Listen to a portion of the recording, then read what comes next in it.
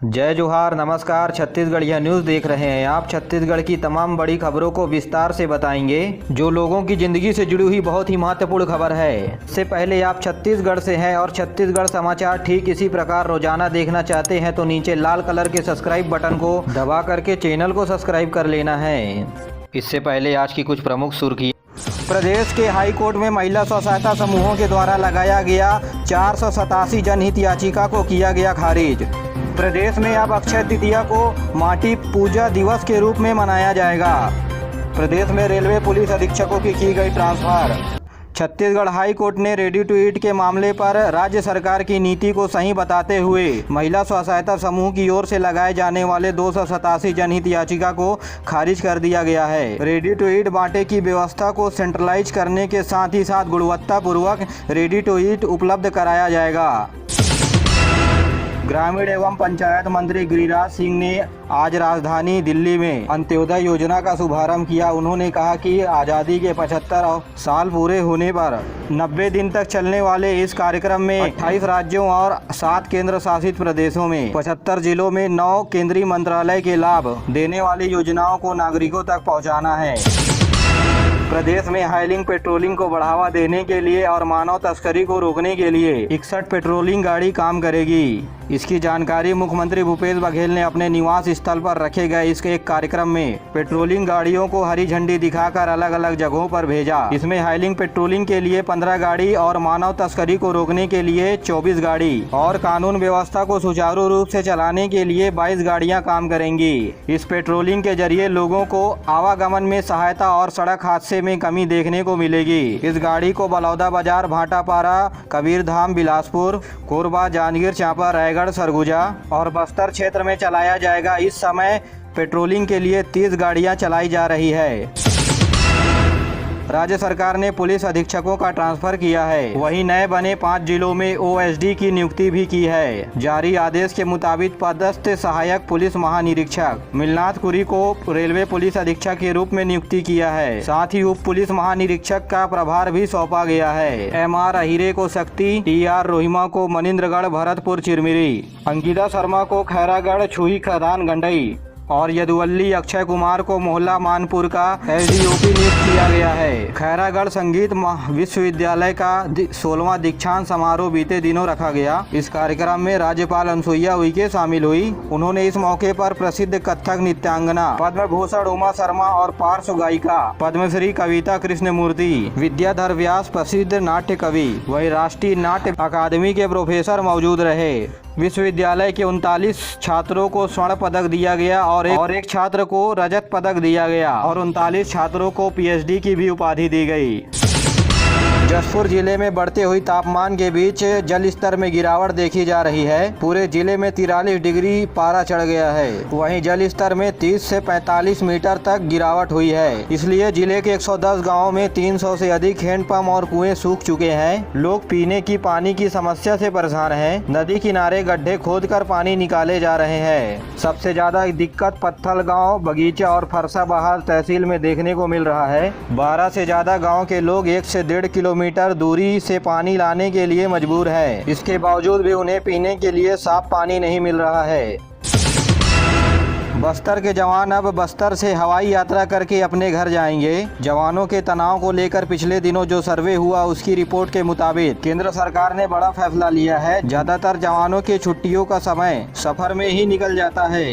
इस बात को ध्यान में रखते हुए अब गृह मंत्रालय ने इंडिगो के साथ ये करार किया है, जिसके मुताबिक जगदलपुर से रायपुर होते हुए दिल्ली तक फ्लाइट संचालित सप्ताह में 2 दिन की जाएगी। इसके लिए जवानों को अपने मुख्यालय से टिकट बुक करना होगा। इसके बाद सफर का लुत्फ उठा सकेंगे। वही जगदलपुर जिला प्रशासन ने इस फैसले का स्वागत किया है और ये भी इच्छा जताते हुए कहा है कि जगदलपुर से दिल्ली तक आम आदमियों के लिए भी फ्लाइट शुरू की जाए। नारायणपुर जिले में नक्सलियों ने सड़क किनारे खड़े वाहनों में आग लगा दी। रेंगाबेड़ा गांव में निर्माण कार्य चल रहा था और इस निर्माण काम में लगे वाहनों को नक्सलियों ने आग के हवाले कर दिया। कुकड़ाझोर थाने इलाके का ये मामला बताया जा रहा है।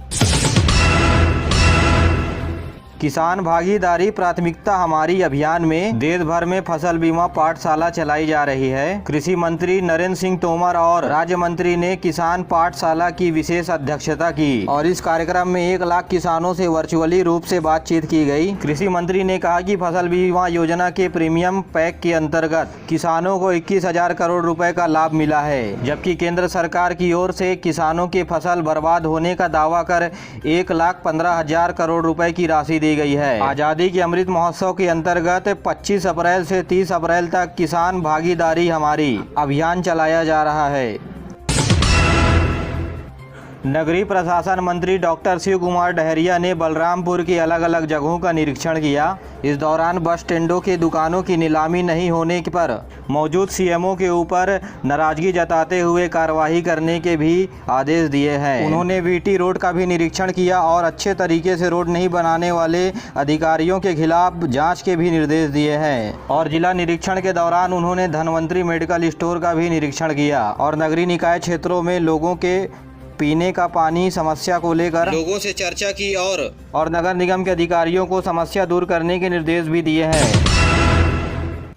केंद्रीय संसदीय मंत्री अर्जुन मेघवाल आज से 2 दिवसीय छत्तीसगढ़ दौरे पर हैं। इस दौरान पत्रकारों से बात करते हुए कहा कि केंद्र सरकार के द्वारा आकांक्षी जिलों में छत्तीसगढ़ के 10 जिले शामिल हैं। उन्होंने कहा कि देश के कुछ जिलों में निर्धारित मापदंडों के अनुसार विकास नहीं हो पाया, ऐसे में इसलिए केंद्र सरकार उन्हें आकांक्षी जिलों में रखकर उनका विकास कर रही है। उन्होंने आकांक्षी जिले बस्तर में समीक्षा के दौरान कहा कि स्कूल शिक्षा, स्वास्थ्य और रोजगार संबंधी राज्य सरकार डाटाबेस तैयार करके केंद्र सरकार को दे ताकि विकास कार्य हो सके।